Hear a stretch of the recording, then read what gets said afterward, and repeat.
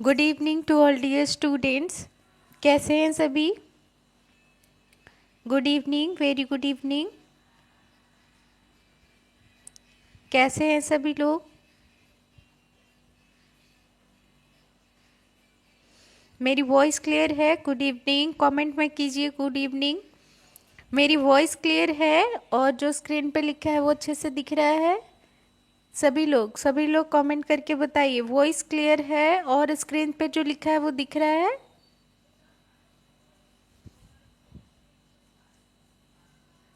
ठीक है, ओके। अब आप लोग ये बताइए कैसी चल रही है आप लोग की स्टडी? कैसी चल रही है आप लोग की स्टडी? अच्छे से आप लोग थ्योरी पार्ट को भी रिवीजन कर रहे हो? देखिए, आप समझने का कोशिश कीजिए। मैं हर क्लास में ये बात ज़रूर बोलती हूँ। ऐसा इसलिए बोल रही हूँ क्योंकि बिना थ्योरी का आप एमसीक्यूज नहीं कर सकते, ठीक है?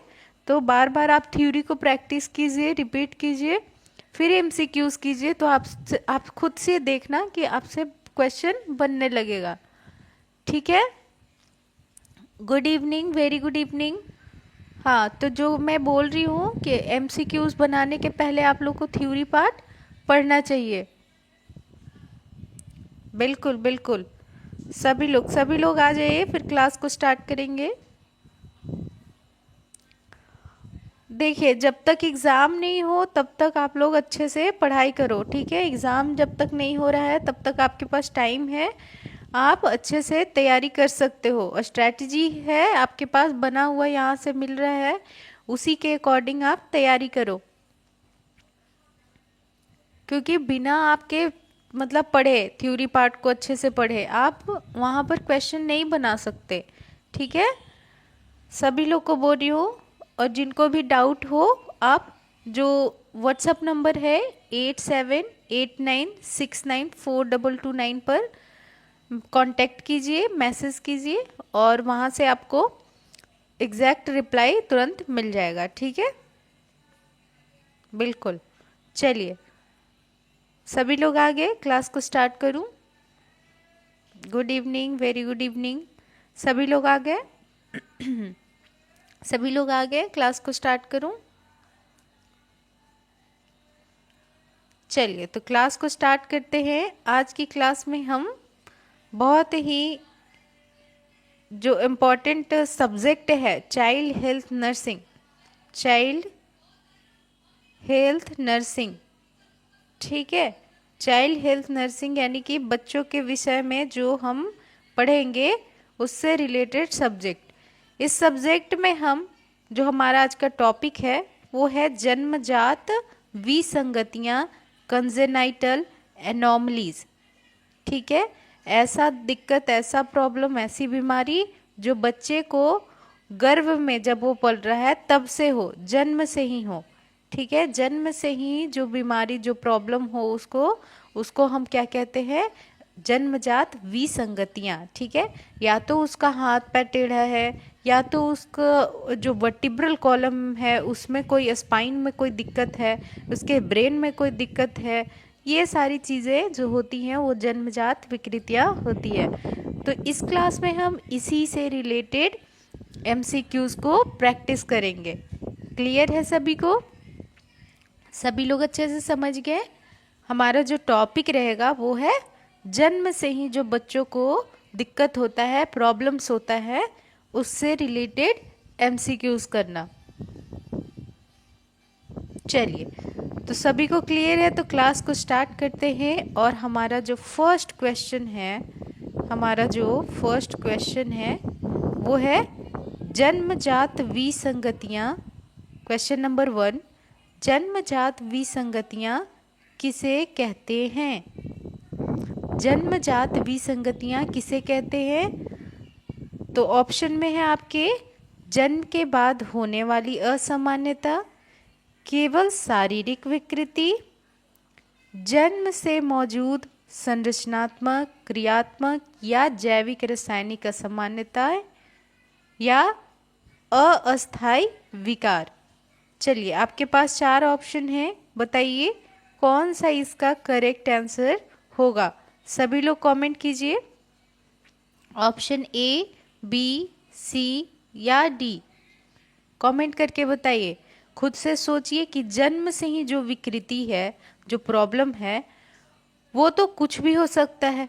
वो शरीर के संरचनात्मक हो सकता है, फंक्शन, अगर बच्चा सही से काम वाम नहीं कर रहा है, शरीर में उसका कोई पार्ट वर्क नहीं कर रहा है, तब ये भी जन्मजात हो सकता है। और कुछ जैव रासायनिक असामान्यता भी हो सकता है ना। कुछ शरीर के अंदर ऐसे केमिकल या हार्मोनल इम्बैलेंस भी जन्म से हो सकते हैं। तो इसका जो करेक्ट आंसर कौन सा होगा? ऑप्शन सी, जन्म से मौजूद होगा बीमारी, चाहे वो संरचनात्मक हो, क्रियात्मक हो या जैव रासायनिक असामान्यता हो। ठीक है, जैव रासायनिक असामान्यता हो। तो करेक्ट आंसर कौन सा होगा? ऑप्शन सी, जन्म से मौजूद संरचनात्मक, क्रियात्मक और जैविक असामान्यता। क्लियर है सभी को? सभी को यहाँ तक क्लियर है? चलिए अब हम चलते हैं नेक्स्ट क्वेश्चन नंबर 2। कौन सा है? Question number 2। देखिए इसमें है कि कुल जीवित जन्मों में कितने प्रतिशत शिशु जन्मजात विसंगतियों से प्रभावित होते हैं। मान लीजिए 100 बच्चे का जन्म हुआ, बर्थ हुआ, ठीक है, 100 बच्चे का जन्म हुआ। इसमें से पूछ रहा है कि कितने बच्चे जो होंगे, कितने % बच्चे का जन्मजात विकृतियां देखने को मिलता है। ठीक है, जो ये रेशियो पूछा है जन्मजात विकृति, ये कितने % बच्चों में होता है। चलिए ऑप्शन में है 1 to 2%, 3 to 7%, 10 to 12% या 20%। सभी लोग आंसर कीजिए, ऑप्शन ए, बी, सी या डी।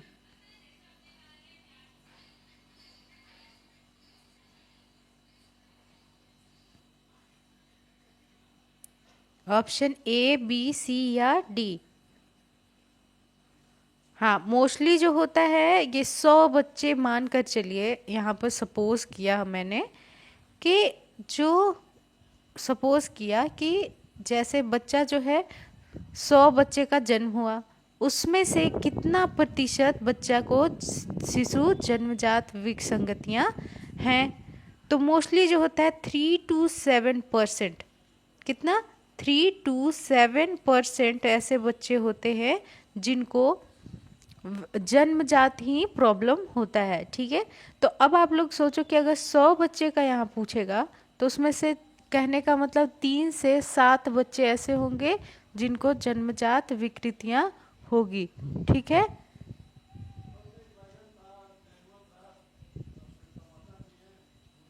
ठीक है, तो 3 से 7 ऐसे मतलब बच्चे होंगे जिनको जन्मजात ही प्रॉब्लम होगा। क्लियर है सभी को? बताइए, यहाँ तक सभी को क्लियर है? आगे चलूं? चलो नेक्स्ट अब चलते हैं क्वेश्चन नंबर 3। नेक्स्ट है क्वेश्चन नंबर 3। देखिए इसमें है कि माल फॉर्मेशन का क्या अर्थ है।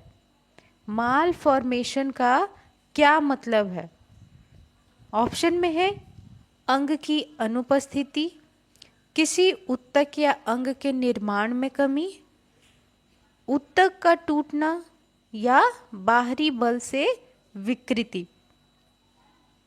चलिए सभी लोग आंसर कीजिए इसका। माल फॉर्मेशन का क्या अर्थ होता है? क्या मतलब होता है? माल फॉर्मेशन का मतलब क्या होता है?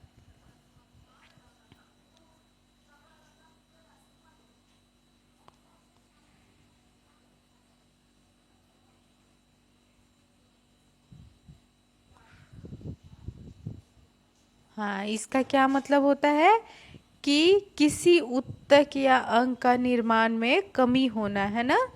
माल फॉर्मेशन, माल का मतलब होता है एबनॉर्मल। क्या है? एबनॉर्मल।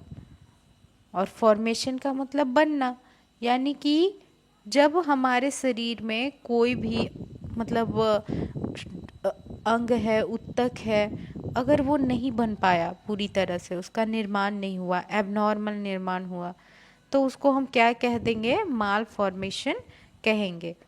क्लियर है? तो यहाँ ऑप्शन बी जो है वो करेक्ट आंसर हुआ। ठीक है, चलिए नेक्स्ट चलते हैं हम क्वेश्चन नंबर 4। देखिए क्वेश्चन नंबर 4 में है सिंडेक्टिली। सिंडेक्टिली किसका उदाहरण होता है? सिंडेक्टिली किसका उदाहरण होता है? ठीक है, चलिए आपके पास है ऑप्शन में कि डिस्प्लेसिया, माल फॉर्मेशन, डिफॉर्मेशन या डिसरप्शन। सबसे पहले आप लोग समझिए कि जो सिंडेक्टिली है इसका क्या मतलब हुआ। देखिए सिंडेक्टिली का मतलब होता है जो बच्चे की उंगली रहेगी वो आपस में क्या है? जुड़ी रहेगी। बच्चे की उंगली आपस में क्या रहेगी? जुड़ी हुई रहेगी आपस में। इसको हम सिंडेक्टिली कहते हैं। अब बताइए आप लोग इसको किस उदाहरण में रखिएगा? ये किस तरह का उदाहरण हुआ? डिस्प्लेजिया, माल फॉर्मेशन, डिफॉर्मेशन या डिसरप्शन? सभी लोग बताइए, कमेंट कीजिए। उंगली आपस में जुड़े हुए हैं, बच्चे की उंगली जन्म से ही, तो ये क्या हुआ? ये किसका उदाहरण हो गया? बिल्कुल माल फॉर्मेशन का उदाहरण हुआ है ना, माल फॉर्मेशन, ऑप्शन बी। देखिए बच्चे का उंगली ऐसे तो अलग अलग होना चाहिए था, लेकिन यहाँ पर क्या हुआ कि बच्चे का उंगली एक साथ जुड़ा हुआ है, बच्चे की उंगली एक साथ जुड़ी हुई है। तो ऐसी स्थिति में जो बच्चे का मतलब उंगली अलग होना चाहिए था, ये तो नहीं हुआ है ना, अच्छे से निर्माण नहीं हुआ। तो जब निर्माण सही से नहीं होता है उसको हम माल फॉर्मेशन कहते हैं, है ना। क्लियर है? चलिए option B is the correct answer, malformation. Next अब चलते हैं क्वेश्चन नंबर 5। ठीक है, क्वेश्चन नंबर कौन सा है? 5।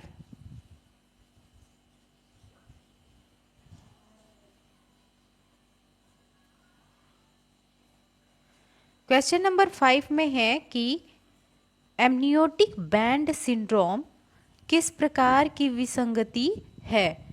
जो एमनियोटिक बैंड सिंड्रोम होता है ये किस प्रकार की विसंगति है, किस प्रकार की एक प्रॉब्लम है, एबनॉर्मलिटी है। ठीक है, तो देखिए इसमें होता क्या है एमनियोटिक बैंड सिंड्रोम में कि जो एमनियोटिक सैक है, गर्भाशय के अंदर जो थैली है जिसके अंदर बच्चा पल रहा है, और इसमें क्या होता है? चारों ओर से फ्लूइड होता है ना।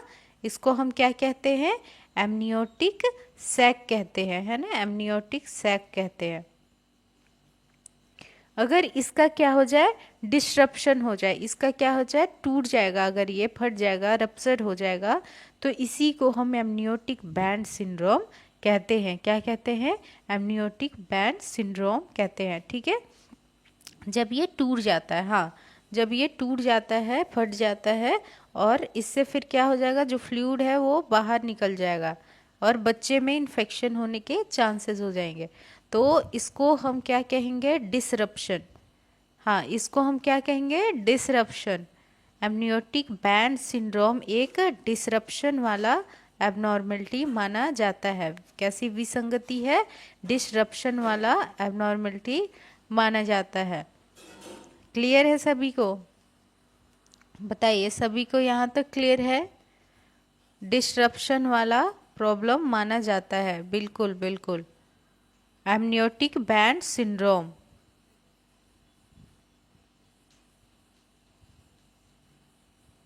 क्लियर है?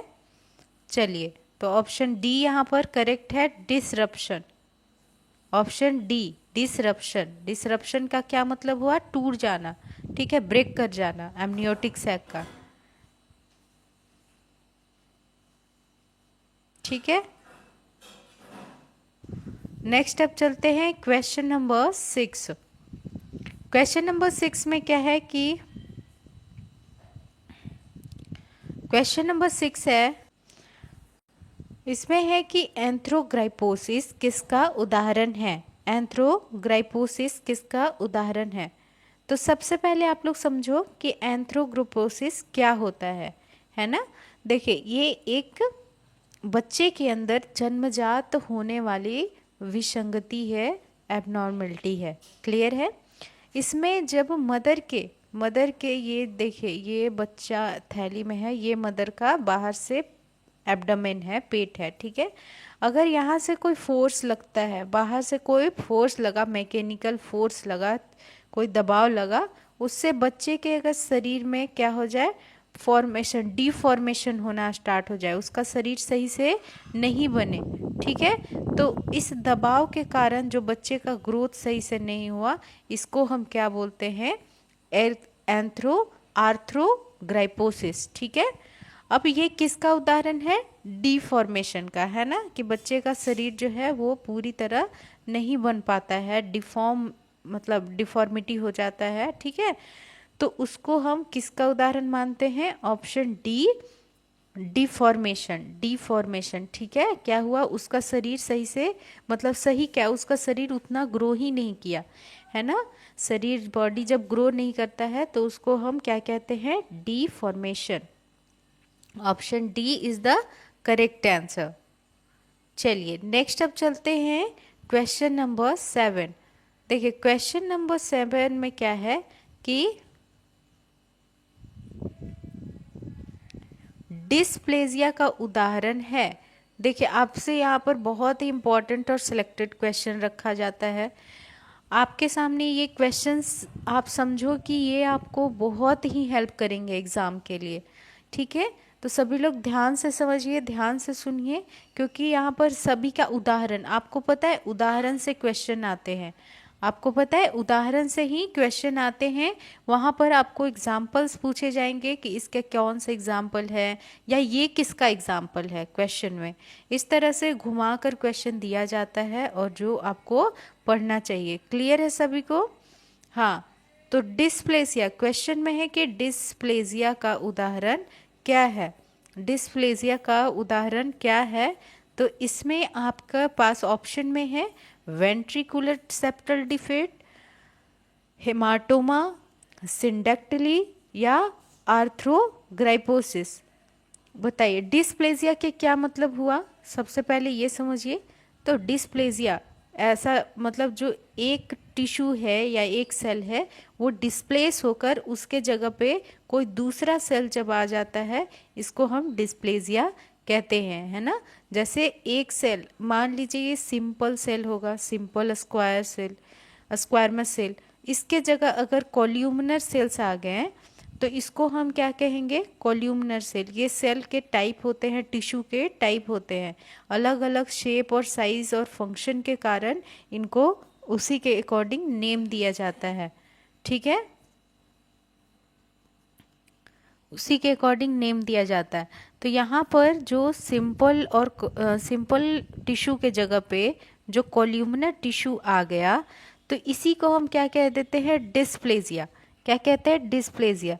अब ऑप्शन में आप देखो खुद से कि डिस्प्लेजिया का कौन सा उदाहरण है, option A, option B, option C या ऑप्शन डी। सभी लोग कमेंट करके अपना अपना आंसर दीजिए, कमेंट करके आंसर देंगे सभी लोग।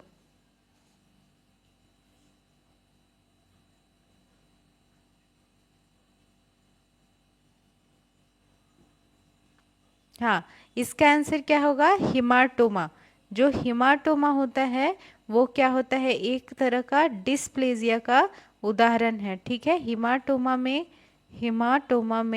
क्या होता है? हिमाटोमा में एक डिस्प्लेजिया का उदाहरण है। एक सेल जो है वो दूसरे सेल्स के थ्रू रिप्लेस किया जाता है, ठीक है।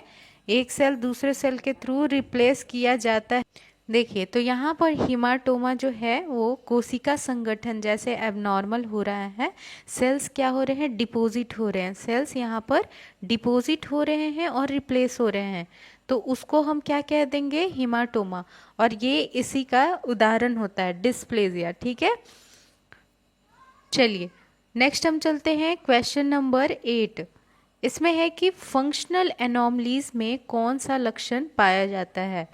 फंक्शनल एनोमलीज में कौन सा लक्षण पाया जाता है? आपके पास ऑप्शन में है, ऑप्शन देखिए, spina bifida, short stature, ventricular septal defect और सिंडेक्टली। ठीक है, कौन कौन सा है? Spina bifida, short stature, ventricular septal defect और सेंडेटिली। देखिए फंक्शनल एनोमलीज का कौन सा लक्षण है? आप ये सोचो, फंक्शनल एनोमलीज का मतलब बच्चे का जो जन्म से ही क्या हो रहा है, उसका शरीर का कोई पार्ट जो है वो सही से काम नहीं कर रहा है। ठीक है, उसके शरीर का कोई अगर पार्ट है वो सही से काम नहीं कर रहा है या कम काम कर रहा है तो उसको हम क्या कह देंगे? फंक्शनल एनोमलीज कह देंगे। अब इसका आंसर की बात करें कि फंक्शनल एनोमलीज का क्या लक्षण होता है, किस तरह का दिखेगा, तो लक्षण में हमें यही दिखेगा कि उसका जो शरीर वो प्रॉपर वर्क नहीं कर रहा है। ठीक है, उसका जो शरीर है वो प्रॉपर वर्क नहीं कर रहा है। तो आप देखो ऑप्शन के अकॉर्डिंग आप आंसर चूज करो और देखो स्पाइना बेफिडा में क्या होता है, जो बच्चे का वर्टिब्रल कॉलम है, स्पाइन है, वो क्या हो रहा है, यहाँ पर इस तरह से उसके अंदर जो न्यूरॉन्स हैं, जो मतलब मेम्ब्रेन होता है ब्रेन के ऊपर, मेनिंजस लेयर, ये सब क्या होता है, बाहर की ओर वर्टिब्रल कॉलम से निकल जाता है। ठीक है, तो बच्चे के पीठ पे कैसा लगता है? बच्चे के पीठ पे एक उभार की तरह महसूस होता है, उभरा हुआ मांस की तरह लगता है, उसी को हम स्पाइना बिफिडा कहते हैं। लेकिन इसका ये एक फंक्शनल एनोमली नहीं है, कोई इसका लक्षण नहीं है। दूसरी बात अगर करते हैं वेंट्रिकुलर सेप्टल डिफेक्ट की, वेंट्रिकुलर सेप्टल डिफेक्ट में क्या होता है कि बच्चे के हृदय में जो वेंट्रिकल्स हैं, जैसे यहाँ पर होता है राइट आर्ट्रियम, ये हो गया ये हो गया लेफ्ट आर्ट्रियम, ये फिर नीचे में आ जाइए तो हो गया लेफ्ट आर्ट्रियम और ये लेफ्ट वेंट्रिकल, और ये हो गया राइट वेंट्रिकल हो गया, और ये क्या हो गया? Left ventricle.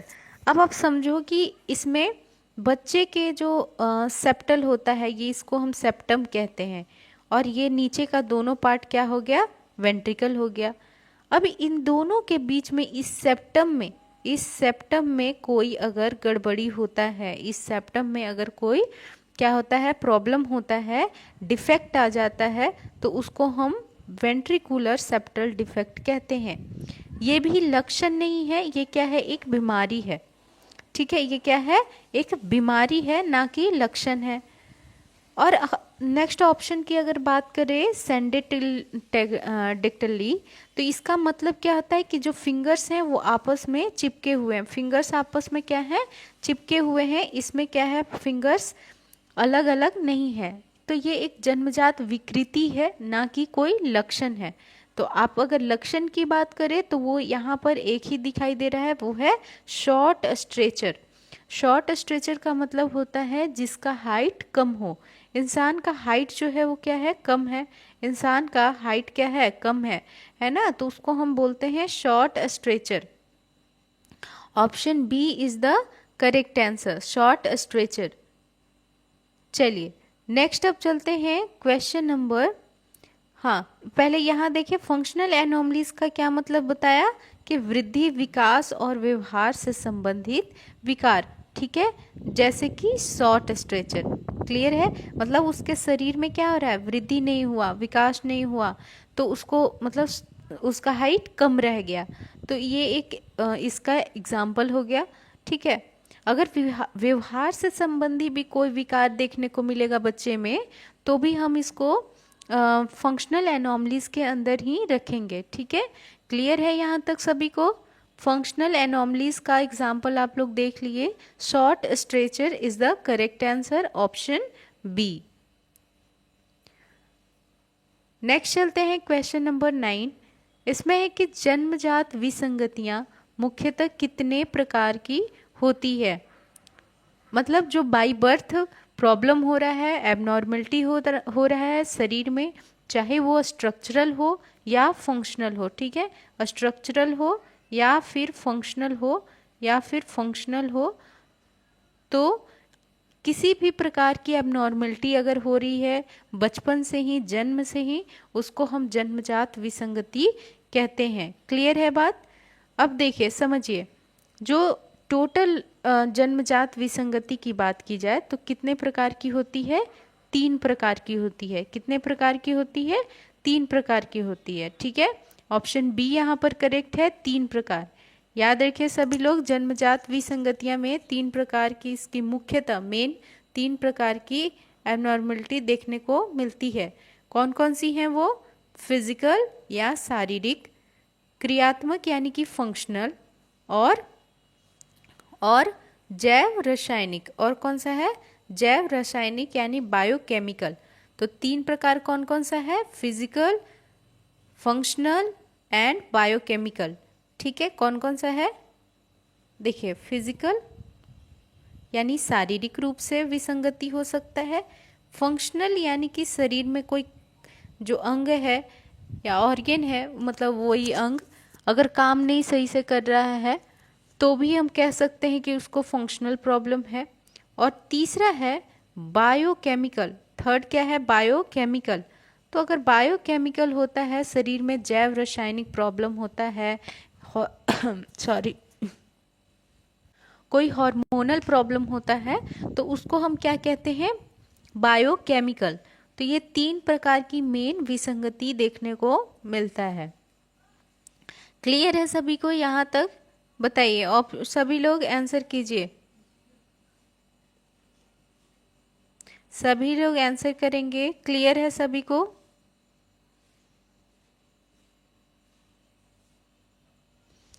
चलिए नेक्स्ट अब चलते हैं क्वेश्चन नंबर 10। इसमें है कि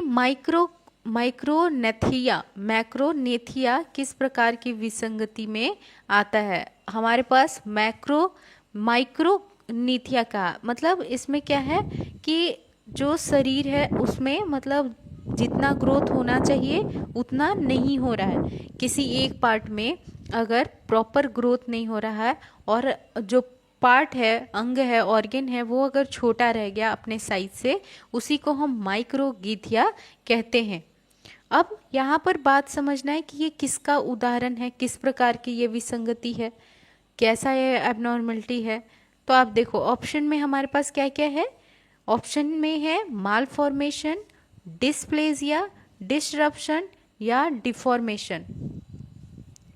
कौन कौन सा है बताइए? मालफॉर्मेशन, डिस्प्लेजिया, डिसरप्शन या फिर डिफॉर्मेशन।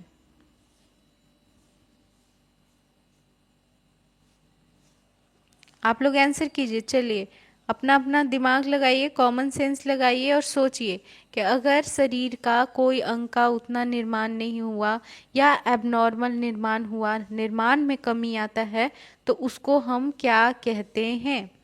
निर्माण में कमी आ गया, शरीर के किसी अंग का निर्माण में कमी आ गया, उसको हम क्या कहते हैं? हमने इसके पहले क्वेश्चन में डिस्कस किया है इस चीज़ को, इसलिए आप लोग सभी लोग अपना अपना आंसर कमेंट कीजिए। अगर निर्माण में, शरीर के किसी अंग के निर्माण में कमी आ गया है तो उसको हम क्या कहेंगे?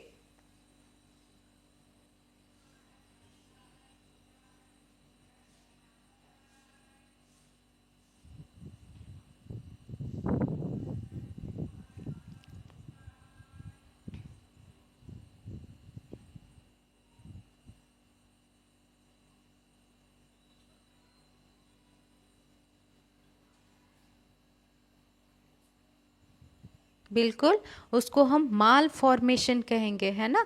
निर्माण में किसी शरीर के अंग या टिश्यू के निर्माण में कमी आता है, उसको हम माल फॉर्मेशन कहते हैं। इसलिए इसका आंसर करेक्ट कौन सा होगा? ऑप्शन ए, माल फॉर्मेशन, है ना। Option A is the correct answer. Next चलिए क्वेश्चन नंबर 11। इसमें देखिए क्वेश्चन नंबर 11 क्या कहता है कि क्वेश्चन नंबर 11 है कि न्यूरल ट्यूब डिफेक्ट किस प्रकार की विसंगति है?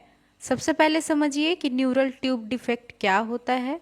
देखिए इसमें जो बच्चे का वर्टिब्रल कॉलम है, बच्चे का वर्टिब्रल कॉलम के अंदर क्या होता है? स्पाइनल कॉर्ड होता है। स्पाइनल कॉर्ड होता है ना। बच्चे के स्पाइनल मतलब वर्टिब्रल कॉलम के अंदर, रीढ़ की हड्डी के अंदर क्या होता है? स्पाइनल कॉर्ड होता है ना। इस स्पाइनल कॉर्ड का कुछ अगर पार्ट बाहर निकल जाता है वर्टिब्राई कॉलम से, यानी कि रीढ़ की हड्डी से थोड़ा उभार आ जाता है बच्चे के पीठ पे मांस की तरह, तो उसको हम बोलते हैं न्यूरल ट्यूब डिफेक्ट। उसको हम क्या बोलते हैं? Neural tube defect. अब यहाँ पर पूछ रहा है कि ये किस प्रकार की विसंगति है। आपके पास ऑप्शन है functional anomalies, biochemical anomalies, physical anomaly या डिस्प्लेजिया। देखिए एनोमली का क्या मतलब है? विसंगति, एबनॉर्मेलिटी। तो अब आप बताओ कि ये एक कार्य के बेसिस पे एबनॉर्मेलिटी आया, या पीठ में जो उभार आया है तो ये फिजिकल हुआ, या बायोकेमिकल है, या डिस्प्लेजिया है। चलिए सभी लोग अपना अपना आंसर कमेंट कीजिए। ये किस प्रकार का एबनॉर्मलिटी है?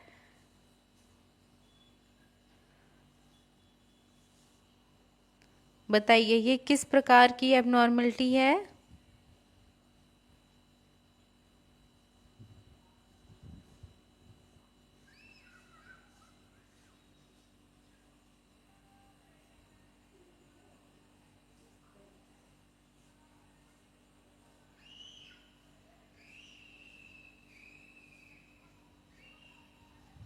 हाँ, ये कैसा है? Physical anomaly. क्योंकि इसमें क्या हो रहा है, जो बच्चे का वर्टिब्रल कॉलम है, रीढ़ की हड्डी है, उसमें से स्पाइनल कॉर्ड बाहर की ओर उभर रहा है। स्पाइनल कॉर्ड और उसके चारों ओर का जो मेम्ब्रेन होता है, मेनिंजस लेयर, वो अगर उभर रहा है बाहर, तो उसको हम क्या कहेंगे? एक तरह का ये फिजिकल, शारीरिक रूप से एबनॉर्मलिटी देखने को मिल रहा है ना, शारीरिक रूप से। तो इसलिए इसको हम फिजिकल एनोमली के कैटेगरी में रखेंगे। करेक्ट आंसर कौन सा होगा? Option C is the correct answer, physical anomaly.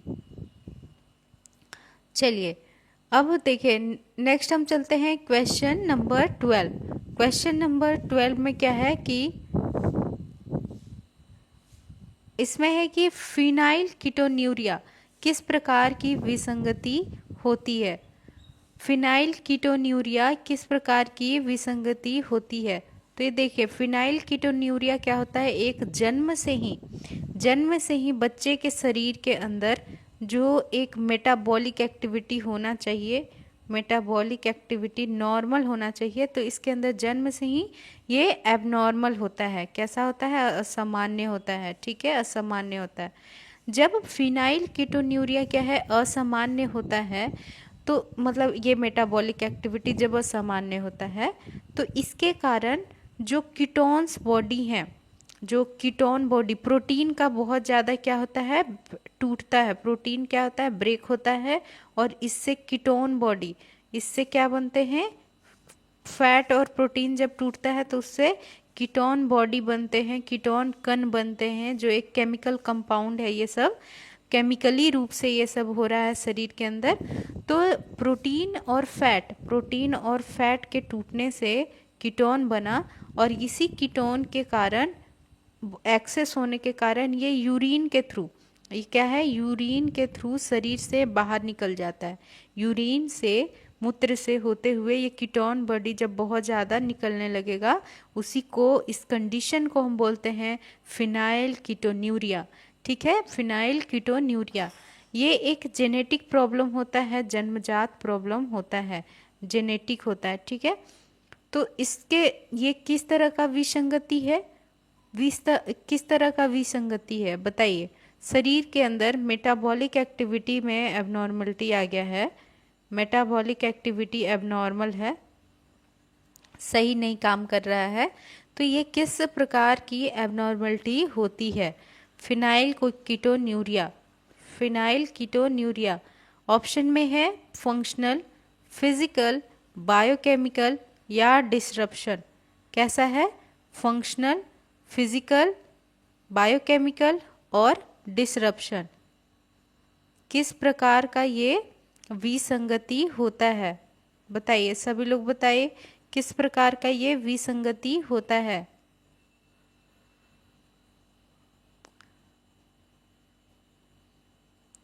हाँ, ये जैसे कि शरीर के अंदर केमिकल एक्टिविटी, मतलब जो प्रोटीन है, फैट है, ये सब टूट रहा है ना, तो यानी कि इस तरह का एबनॉर्मलिटी है। तो जब इस तरह का एबनॉर्मलिटी है तो उसको हम क्या कहते हैं? बायोकेमिकल। शरीर के अंदर जो हार्मोनल या केमिकल रूप से फंक्शन में अगर प्रॉब्लम आता है तो उसको हम बायोकेमिकल एबनॉर्मलिटी कहते हैं। क्लियर है? हाँ, इसका करेक्ट आंसर होगा ऑप्शन सी, बायोकेमिकल। चलिए, अब नेक्स्ट चलते हैं क्वेश्चन नंबर 13। क्वेश्चन नंबर क्या है? 13। इसमें देखिए, डाउन सिंड्रोम किस कारण होता है? आप लोग सभी डाउन सिंड्रोम के बारे में जानते हो? क्योंकि ये बहुत ही मतलब सबसे ज़्यादा क्वेश्चन पूछे जाने वाला टॉपिक है डाउन सिंड्रोम। बच्चों में ये जो एबनॉर्मलिटी होती है। और चलिए, तो सभी लोग, आप लोग बताइए मुझे कि डाउन सिंड्रोम के बारे में आप लोग क्या क्या जानते हो? कमेंट करके बताइए। डाउन सिंड्रोम के बारे में आप लोग क्या क्या जानते हैं? कैसा होता है डाउन सिंड्रोम में? हाँ, बच्चे का जो हाइट रहेगा वो हाइट क्या होगा? ग्रोथ नहीं होगा, बच्चे का हाइट कम होगा, बच्चे का फेस मून की तरह होगा और चपटा होगा, इसकी उंगलियां भी छोटी छोटी होंगी, ठीक है। और कई तरह के, जैसे एक बौनापन होता है, उसी को हम डाउन सिंड्रोम कहते हैं। कई तरह के प्रॉब्लम देखने को मिलेगा, ठीक है, कई तरह के प्रॉब्लम देखने को मिलता है इसमें। तो ये क्यों होता है ऐसा? डाउन सिंड्रोम क्यों होता है? क्योंकि शरीर के अंदर, बच्चे के शरीर के अंदर जो जीन है, जीन 21, जीन नंबर 21 पे क्या हो जाता है? 3 क्रोमोसोम आ जाते हैं। ट्रिपल या ट्राई क्रोमोसोम के कारण, ट्राई क्रोमोसोम के कारण टोटल बॉडी में कितने क्रोमोसोम होते हैं? 46। यानी कि अगर पेयर की बात करें तो 23 पेयर, 23 जोड़े क्रोमोसोम हमारे शरीर में होते हैं, है ना। नॉर्मली 23 जोड़े क्रोमोसोम होते हैं। अगर इसी में से 23 जोड़े में से जो 21वां जोड़ा होता है क्रोमोसोम का, उसमें अगर नंबर जो है जीन का वो ज़्यादा हो जाता है, क्रोमोसोम का नंबर अगर 3 हो जाता है, तो उसको हम कहते हैं डाउन सिंड्रोम। इसी को दूसरा नाम देते हैं हम ट्राइसोमी क्रोमोसोम। क्या है? Trisomy chromosome. यानी कि इसमें 3 क्रोमोसोम डिवीजन के बाद 2 होते हैं, तो इसमें 3 अगर हो जाएगा, अगर एक और एक्स्ट्रा आ जाएगा तो ये ट्राइसोमी हो जाएगा, ठीक है। तो ये एक क्रोमोसोम का एबनॉर्मलिटी है। क्लियर है? डाउन सिंड्रोम एक क्रोमोसोम का एबनॉर्मलिटी है। तो करेक्ट आंसर है ऑप्शन बी, क्रोमोसोम एबनॉर्मलिटी। सभी को अच्छे से क्लियर है? आगे चलें। चलिए, नेक्स्ट चलते हैं क्वेश्चन नंबर 14। क्वेश्चन नंबर कौन सा है? 14। पॉलीडेक्टिली किस प्रकार की विसंगति होती है? अब बताइए, पॉलीडिक्टिली क्या है? पॉलीडिक्टिली क्या होता है? तो ये होता है पॉलीडेक्टिली, क्या होता है कि जब उंगली बहुत 5 से ज़्यादा हो, 5 से ज़्यादा, 6 है, 7 है, तो उसको हम पॉलीडिक्टिली कहते हैं। पॉली का मतलब बहुत ज़्यादा, डिक्टिली मतलब फिंगर्स, ठीक है। तो जब फिंगर्स बहुत ज़्यादा हो रहे हैं बच्चे में, तो ये एक कैसा विसंगति हुआ, कैसी एबनॉर्मलिटी हुआ? आपने देखा होगा किसी का 6 उंगली होता है, 7 उंगली होता है ना, तो इसको हम कैसे विसंगति मानते हैं? ऑप्शन में है माल फॉर्मेशन, डिस्प्लेजिया, डिफॉर्मेशन या डिसरप्शन। कैसी विसंगति होती है? ये एक माल फॉर्मेशन होता है ना, बच्चे की उंगली अगर बहुत ज़्यादा है यानी कि माल फॉर्मेशन हो रहा है, ठीक है। तो ये करेक्ट आंसर होगा ऑप्शन ए, माल फॉर्मेशन। चलिए, नेक्स्ट अब चलते हैं क्वेश्चन नंबर 15। देखिए, इसमें क्या है कि इसमें है कि टेराटोजेन का क्या मतलब है, टेराटोजेन का क्या मतलब होता है। ऑप्शन में है पोषण देने वाला कारक, विकृति पैदा करने वाला एजेंट, भ्रूण की वृद्धि करने वाला कारक, या प्रतिरक्षा बढ़ने वाला पदार्थ। बताइए इन तीनों में से, चारों में से कौन सा टेराटोजेन का मतलब होगा। कमेंट कीजिए टेराटोजेन का मतलब क्या होगा।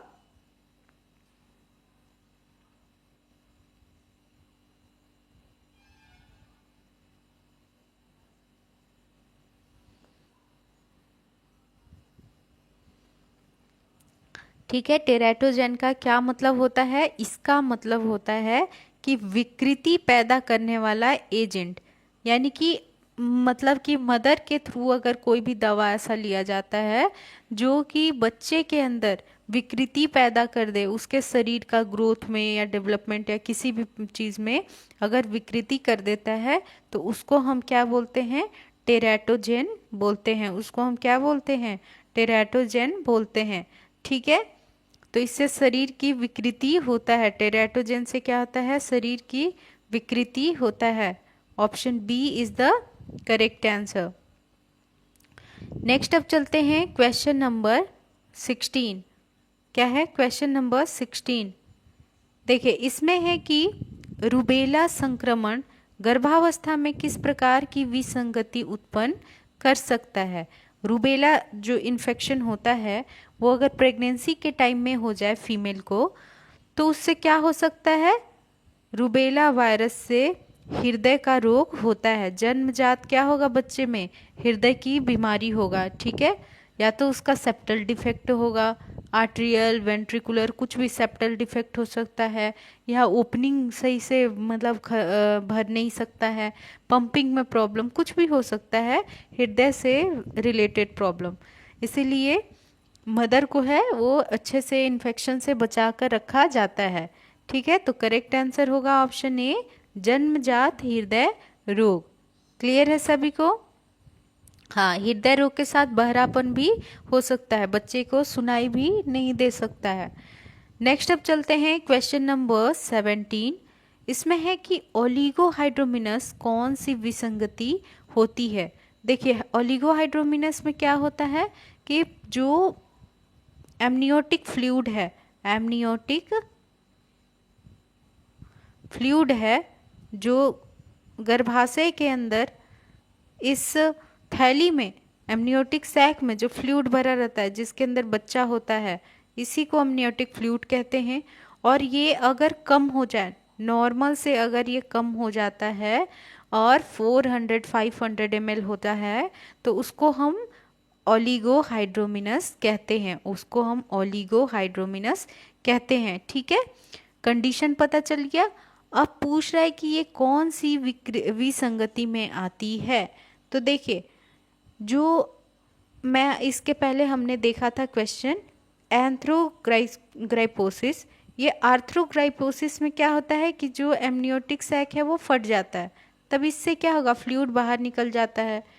तो जब इसमें फ्लूइड बाहर निकल जाएगा तो इसमें तो बहुत कम फ्लूइड बचेगा जो कि ओलिगोहाइड्रोमिनस कहलाता है ना। जब एमनियोटिक फ्लूइड कम हो जाता है तो उसको हम क्या कहते हैं, ओलिगोहाइड्रोमिनस कहते हैं। तो ये आर्थ्रोग्राइपोसिस, इस कंडीशन का ये सही आंसर होगा, आर्थ्रोग्राइपोसिस, इसी की विसंगति ओलिगोहाइड्रोमिनस होता है। क्लियर है, option B is the correct answer. Next अब चलते हैं। ठीक है, हाँ नेक्स्ट चलते हैं क्वेश्चन नंबर 18। सबसे सामान्य जन्मजात विसंगति कौन सी होती है, सबसे सामान्य जो बहुत ज़्यादा आपको देखने को मिलेगा ऐसा केस, वो कौन सा केस होता है। हाँ, सबसे ज़्यादा कौन सा केस होता है, सभी लोग आंसर करेंगे, हृदय का बीमारी है ना, कंजेनाइटल हार्ट डिजीज। बच्चे में जन्म से ही हृदय की बीमारी होती है, उसको हम कंजेनाइटल हार्ट डिजीज कहते हैं। ठीक है, उसको हम क्या कहते हैं, कंजेनाइटल हार्ट डिजीज कहते हैं। तो option B is the correct answer, सामान्य जन्मजात विसंगति। नेक्स्ट अब चलते हैं question number 19। Folic acid deficiency किस विसंगति से संबंधित है? फॉलिक एसिड जो शरीर में अगर कम हो जाता है तो उसके कारण क्या होता है? न्यूरल ट्यूब डिफेक्ट होता है। इसीलिए प्रेगनेंसी के टाइम में आयरन और फॉलिक एसिड दिया जाता है ताकि बच्चे को इस बीमारी से बचाया जा सके। न्यूरल ट्यूब डिफेक्ट, ठीक है, जो उसके वर्टिब्रल कॉलम होता है, रीढ़ की हड्डी, उसमें से जो स्पाइनल कॉर्ड का उभार आता है उसको रोकने के लिए, उससे बचाने के लिए फॉलिक एसिड दी जाती है। ठीक है, नेक्स्ट चलते हैं क्वेश्चन नंबर 20। अस्पाइना बाइफिडा किस प्रकार के एनॉमलीज है? अस्पाइना बाइफिडा में क्या होता है? एक फिजिकल, हमने इसको क्वेश्चन को पहले भी किया। अस्पाइना बाइफिडा में जो उभार आता है स्पाइन का, वो एक बाहर से, पीठ के बाहर से दिखने वाला स्ट्रक्चर है जिसको हम फिजिकल, शारीरिक रूप से हम कहते हैं। Option B is the correct answer. ठीक है, ये स्ट्रक्चरल प्रॉब्लम होता है, फिजिकल प्रॉब्लम होता है। नेक्स्ट चलते हैं क्वेश्चन नंबर 21। सभी लोग अपना अपना आंसर कमेंट करते रहिए, लास्ट में हम मैच करेंगे। क्वेश्चन नंबर 21 में है कि हाइड्रोसिफेलस किस प्रकार का जन्मजात विसंगति होता है? देखिए, हाइड्रोसिफेलस में क्या होता है कि सिर के अंदर जो है वो CSF, जो सेरिब्रोस्पाइनल फ्लूइड होता है, वो जमा हो जाता है बच्चे के सिर के अंदर, स्कल के अंदर, स्काल्प के अंदर, जो बाहर का मतलब मोटा स्किन होता है जिसमें हेयर होते हैं, उसके अंदर जो फ्लूइड होता है सेरिब्रोस्पाइनल फ्लूइड, वो जमा हो जाता है, जिसको हम क्या कहते हैं? हाइड्रोसिफेलस। अब पूछ रहा है कि किस तरह का जन्मजात विसंगति है, तो ये फिजिकल है। देखिए, फिजिकल फंक्शनल कैसे पहचानेंगे? क्योंकि आप खुद से समझो कि ये स्ट्रक्चर की बात हुई। हाइड्रोसिफेलस में क्या हुआ कि शरीर, जो सिर है बच्चे का, वो बड़ा दिखता है, उसमें फ्लूइड जम रहा है। यहाँ पर काम की तो बात हुई नहीं, स्ट्रक्चर की बात हुई, सिर की बात हुई, तो इसीलिए ये क्या हो गया? एक फिजिकल या शारीरिक एनॉमली हो गया। करेक्ट आंसर कौन सा होगा? Option C is the correct answer. Next चलते हैं क्वेश्चन नंबर 22। इसमें है कि कंजेनाइटल कैटरैक्ट किस कारण होता है? जो आँखों का, बच्चे के आँखों का जो कैटरैक्ट होता है, मोतियाबिंद जिसको कहते हैं, वो बचपन से ही अगर है तो इसका मतलब है बच्चे को माँ के थ्रू, मदर के थ्रू रूबेला का इन्फेक्शन हुआ है। अगर मदर को रूबेला का इन्फेक्शन है तो वो बच्चे में गर्भाशय के अंदर ही क्या करता है? इन्फेक्शन करता है और बच्चे का आँख वो डैमेज हो जाएगा। ठीक है, बच्चे के आँखों पे वो मोतियाबिंद आ जाएगा। ठीक है, तो ये जन्मजात होगा और ये रूबेला के इन्फेक्शन के कारण होगा। Option A is the correct answer. Next चलते हैं क्वेश्चन नंबर 23। क्लेफ्ट लिप और क्लेफ्ट पैलेट किसका उदाहरण है? देखिए, इसमें होता क्या है कि जो लिप्स होता है बच्चे का वो कटा हुआ रहेगा, इसको हम क्लेफ्ट लिप कहेंगे। और पैलेट का मतलब होता है जो ऊपर का तालू होता है, जिसमें हम जब बोलते हैं तो हमारा टंग ऊपर फ्लोर पे ना, जो ऊपर मुंह का ऊपर वाला भाग होता है वो उस पर टच होता है, तो उसको हम क्या कहते हैं? पैलेट। तो अगर उसमें भी कट, बचपन से ही कट लगा हुआ है, उसमें भी अगर दरार है, हड्डी जो है जुड़ा नहीं है, जो तालू है ऊपर में उससे, तो उसको हम क्लेफ्ट पैलेट कहते हैं। तो ये दोनों जो कंडीशन है वो किसका उदाहरण है? क्लेफ्ट लिप या क्लेफ्ट पैलेट किसका उदाहरण है? तो ये जो है वो माल फॉर्मेशन है। ये एक तरह का क्या है? माल फॉर्मेशन है कि जिसमें लिप्स हैं और जो पैलेट है अंदर से वो आपस में जुड़ा नहीं, उसके बीच क्या है? एक दरार टाइप का है, उसके बीच क्या है? एक दरार टाइप का है, पैलेट के अंदर भी और लिप के अंदर भी। तो option C is the correct answer, malformation. ठीक है, माल फॉर्मेशन। नेक्स्ट चलते हैं क्लेफ्ट लिप या क्लेफ्ट पैलेट भ्रूणीय ऊतक के अपूर्ण जुड़ने से होने वाले माल फॉर्मेशन होता है। चलिए नेक्स्ट अब चलेंगे हम क्वेश्चन नंबर 24। टर्नर सिंड्रोम में कौन सी क्रोमोसोमल एबनॉर्मलिटी होती है? ठीक है, टर्नर सिंड्रोम जो होता है वो कौन से क्रोमोसोम पे होता है? Chromosome number 45। इसमें क्या होता है, मतलब इसमें क्या होता है, क्रोमोसोम का नंबर जो होता है वो 46 के जगह कितना हो जाता है? 45 हो जाता है। एक क्रोमोसोम जब कम हो जाता है, जब एक क्रोमोसोम क्या हो जाता है? कम हो जाता है। नॉर्मली 2 होना चाहिए, है ना, पेयर में रहता है, क्रोमोसोम हमेशा जोड़े में रहता है। तो यहाँ पर जो होता है, ये एक क्रोमोसोम क्या हो जाता है? कम हो जाता है, जोड़े में नहीं रहता है, टोटल 45 ही रहता है। ऐसे 46 होना चाहिए टोटल, ठीक है, 23 जोड़ी।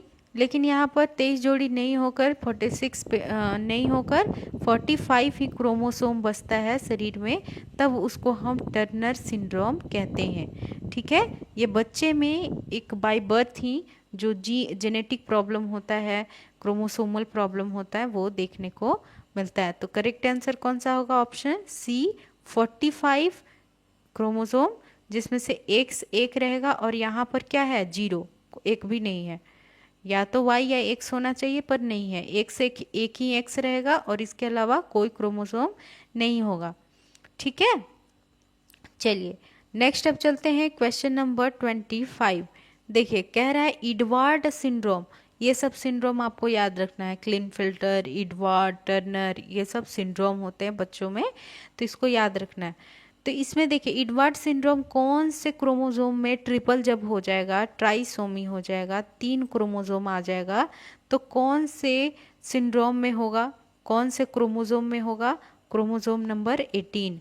जो 18 होता है ना, क्रोमोसोम नंबर 18 जो होता है, उसमें अगर जैसे नॉर्मली 2 होता है, लेकिन अगर इसमें 3 हो गया, XXY हो गया, XXX हो गया, कुछ भी हो गया, तो वो 3 अगर हो गया तो उसको हम इडवार्ड सिंड्रोम कहेंगे।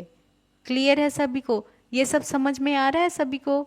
देखिए सिंपल सी बात है कि बच्चे को जन्मजात विकृति हो रहा है, और जन्मजात विकृति होने का कारण क्या क्या होता है? या तो मदर से कोई इन्फेक्शन के कारण हुआ हो, या फिर बच्चे को जेनेटिक प्रॉब्लम हो, है ना, या तो बच्चे को जेनेटिक प्रॉब्लम, तो या ये सब जो चीज़ें हो रही हैं क्रोमोसोम वाली, वो सब जेनेटिक प्रॉब्लम है। बच्चे के शरीर के अंदर ही जो क्रोमोसोम में है उसमें एबनॉर्मलिटी आएगा, जीन में प्रॉब्लम आ गया, इसके कारण ये सब सिंड्रोम बीमारी देखने को मिलता है। करेक्ट आंसर है ऑप्शन सी, क्रोमोसोम नंबर 18 के कारण इडवार्ड सिंड्रोम होता है। नेक्स्ट अब चलते हैं क्वेश्चन नंबर 26।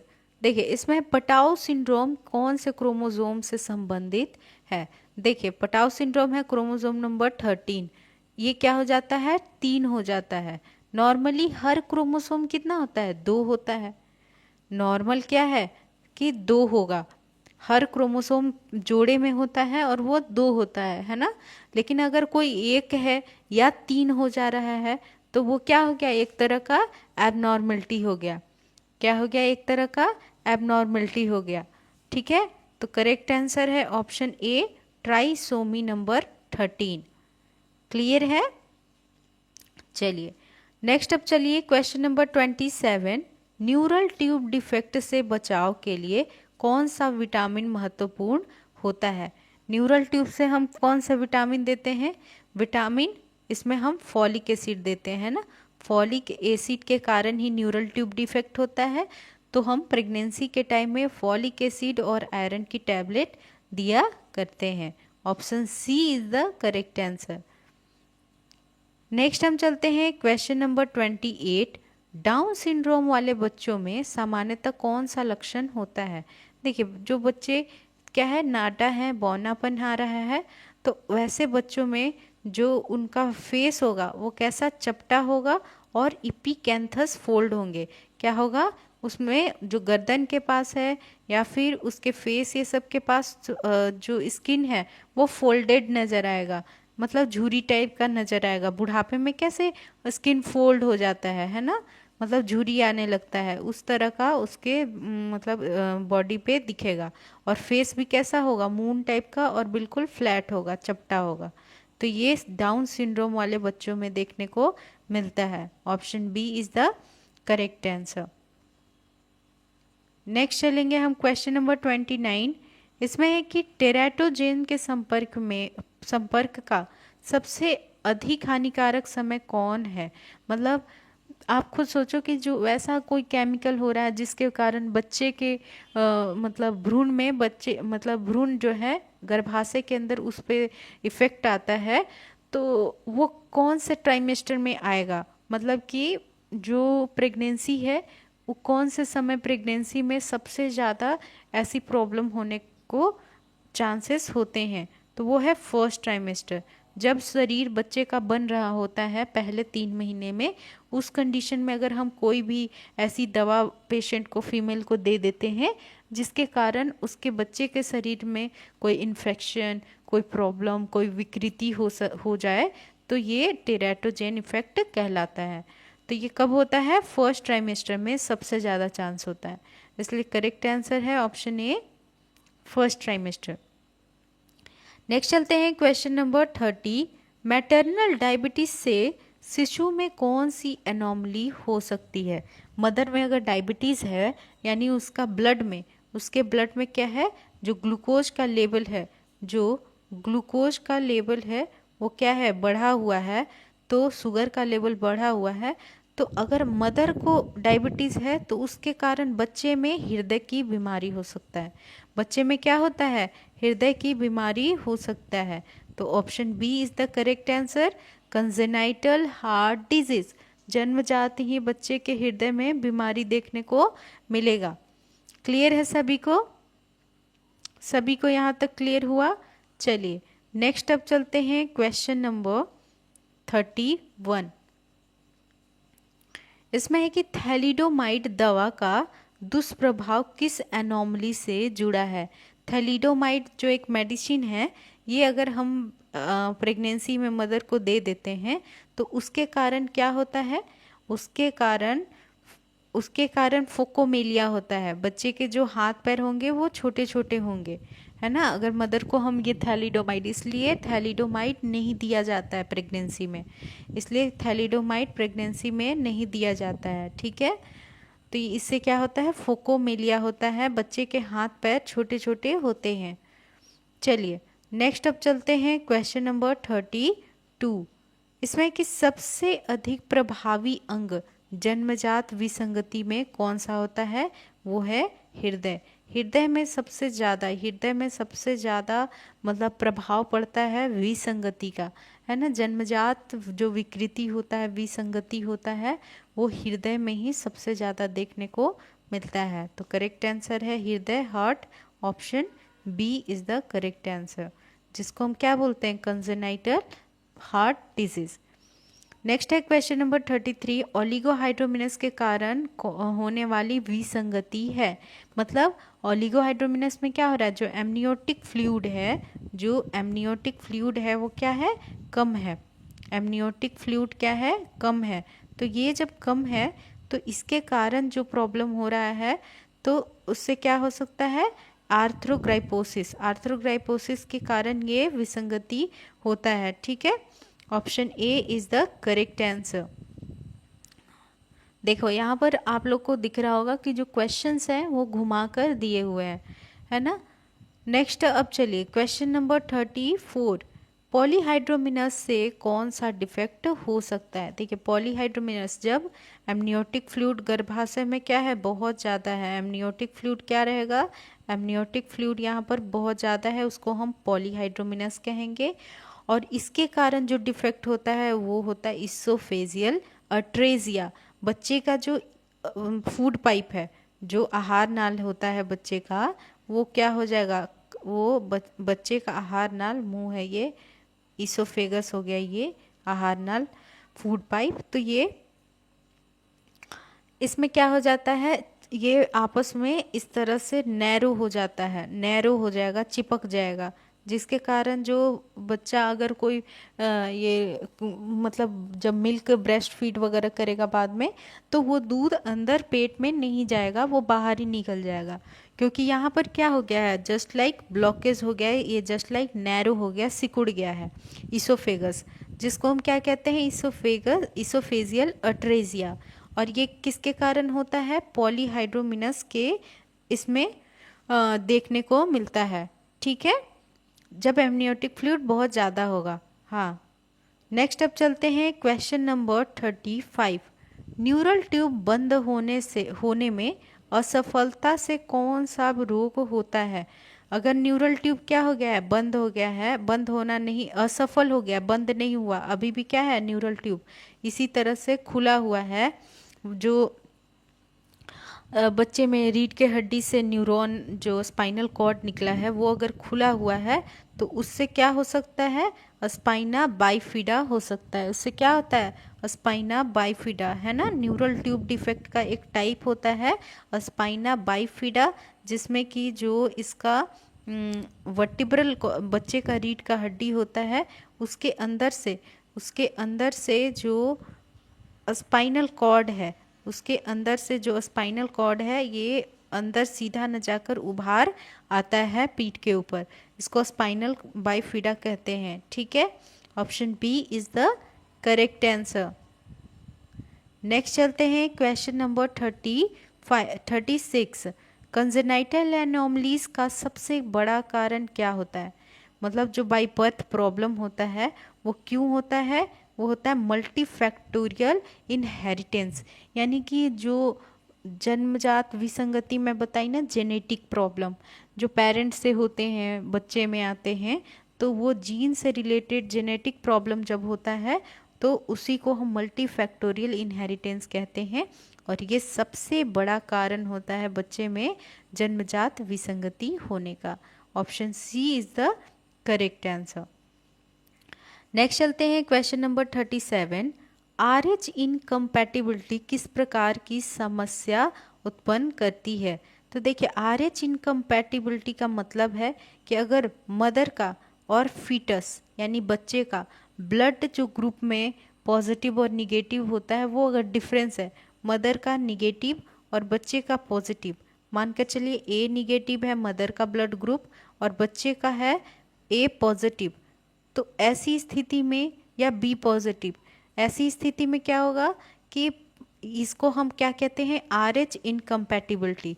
और इसके वजह से क्या होता है कि मदर के अंदर इसके खिलाफ इस ब्लड ग्रुप के खिलाफ एंटीबॉडी बनना स्टार्ट हो जाएगा और फिर वो बच्चे को किल कर सकता है, ठीक है। बच्चे के शरीर में जाकर ब्लड सेल्स को तोड़ देता है और बच्चा जो है वो डेथ भी हो सकता है, ठीक है। तो कई इसमें प्रॉब्लम होते हैं, इसमें सबसे ज़्यादा होता है हीमोलाइटिक डिजीज़, यानी कि इसमें ब्लड सेल्स टूटते हैं, ब्लड सेल्स टूटने लगते हैं। क्लियर है बात? RBC को तोड़ता है, ठीक है। जो मदर का एंटीबॉडी बनता है वो बच्चे के शरीर में जाकर और वहाँ के जो ब्लड सेल्स होते हैं, mostly RBC red blood cells, उसको तोड़ता है, जिसको क्या हम कहते हैं इंग्लिश में, हीमोलाइटिक। हीमो का मतलब ब्लड और लाइटिक का मतलब तोड़ना, ठीक है। तो हीमोलाइटिक डिजीज बच्चे में होता है। Option B is the correct answer. Next अब चलते हैं क्वेश्चन नंबर 38। कंजेनाइटल एनोमलीज का निदान गर्भावस्था में किससे किया जाता है? कैसे हम पता करते हैं कि बच्चे को कोई प्रॉब्लम है, कोई एनोमलीज है?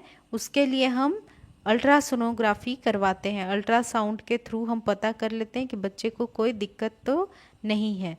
करेक्ट आंसर होगा ऑप्शन बी। नेक्स्ट है क्वेश्चन नंबर 39। इसमें है कि एमनियोसेंटेसिस किस लिए किया जाता है? सबसे पहले समझिए एमनियोसेंटेसिस क्या होता है। इसमें मदर का जो बच्चा है, इसमें जो फ्लूइड है उसको हम नीडल के थ्रू बाहर निकालते हैं, एस्पिरेट करते हैं और फिर लैब में भेजते हैं एमनियोटिक फ्लूइड को टेस्ट के लिए कि कोई इसमें प्रॉब्लम तो नहीं है। तो एबनॉर्मलिटी, क्रोमोसोमल एबनॉर्मलिटी जैसे स्पाइना बाइफिडा, ये सब को पता करने के लिए एमनियोटिक फ्लूइड यानी एमनियोसेंटेसिस किया जाता है, ठीक है। क्लियर है सभी को यहाँ तक? फिर से समझिए, एमनियोसेंटेसिस क्या है कि जिसमें कि गर्भाशय से एमनियोटिक फ्लूइड को थोड़ा सा सैंपल लिया जाता है और उसको लैब में भेजकर और टेस्ट किया जाता है कि कोई तरह का एबनॉर्मलिटी है या नहीं है, ठीक है, मोस्टली क्रोमोसोमल एबनॉर्मलिटी को जांच करने के लिए किया जाता है। तो option B is the correct answer. Next चलिए क्वेश्चन नंबर 40।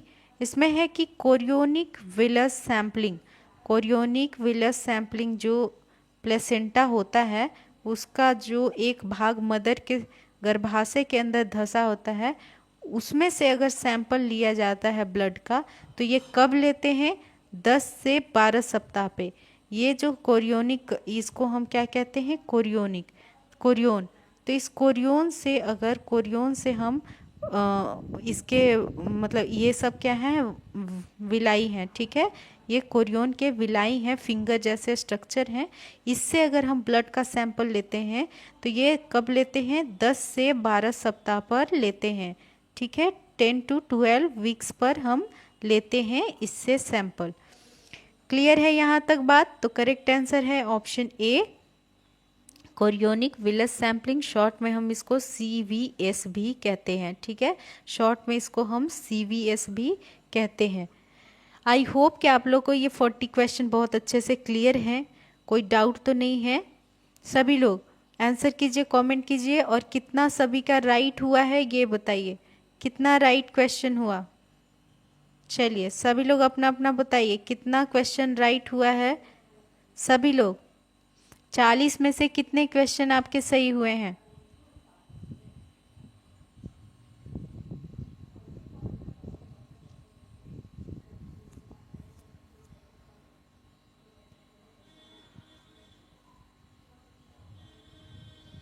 ठीक है, 25, 30, 27, 33, ओके, 33, ओके, हाँ 30, 27, अच्छा ठीक है, ठीक है। देखिए अब आप लोग ये चाइल्ड हेल्थ का ध्यान दीजिए। चाइल्ड हेल्थ आप लोग को लगता है आसान है, पर इसको अच्छे से पढ़ना बहुत ज़रूरी है, ठीक है, अच्छे से इसको पढ़ना है चाइल्ड हेल्थ नर्सिंग को। जितने एबनॉर्मलिटी आज हमने देखा है वो आप लोग फिर से पढ़ो, PDF फिर से आप लोग PDF पढ़ो और क्वेश्चन को प्रैक्टिस करेंगे फिर से, ठीक है। तो चलिए बहुत अच्छी बात है, आप सभी ने अच्छा अपना अपना आंसर किया है। और आज की क्लास में बस इतना ही, फिर हम मिलते हैं नेक्स्ट क्लास में। Thank you for this class, take care.